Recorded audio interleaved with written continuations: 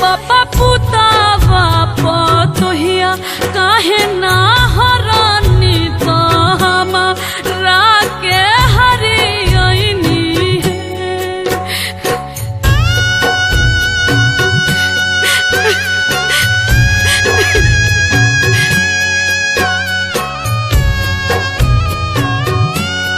आहे बेटी पुतावा पतोहिया घर के लक्ष्मी तो तू बेटी पाराया बाड़ू हो।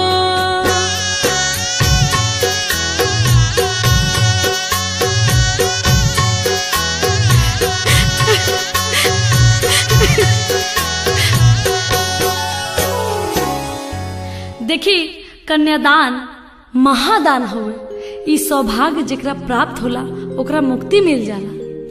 तब भक्त लोग हम भी रउआ सबसे निहोरा कर रहल बानी कि कन्यादान रउआ सब भी जरूर करब। अगर आपन बेटी ना होखे त केहू पराया के बेटी, केहू गरीब के बेटी, आपन भतीजी आ ना होखो तो आपन भगनी के कन्यादान जरूर करे के चाहिए। यही से मनुष्य के जीवन सफल होला।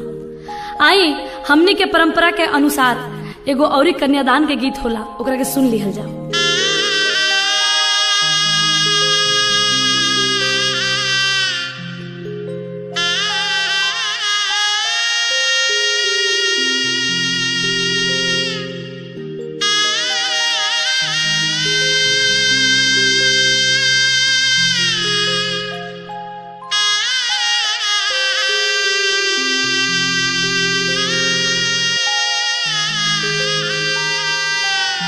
कोठावा ऊपरा बाबा मोरवा रे बोलुए मोरवा बोलिया सुहावन हो लगुए मोरवा बोलिया सुहावन हो लगुए आजू के रतिया बाबा जागल हो रही हो आजू घरवा चोरिया हो जाई है आजू घरवा चोरिया हो जाई है सबरे संपत्तिया बाबा बाची रे जाई है गौरा बेटी चोरिया हो जाई है गौरा बेटी चोरिया हो जाई है दुआरा पाए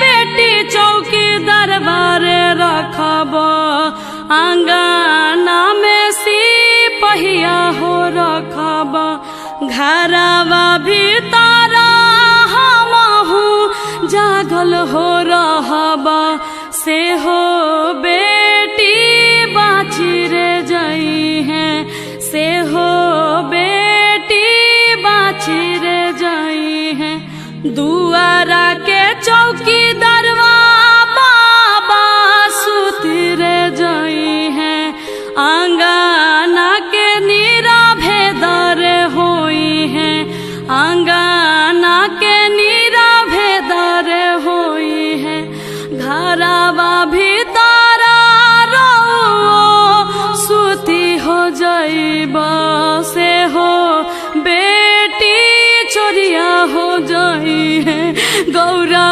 बेटी चोरिया हो जाई है।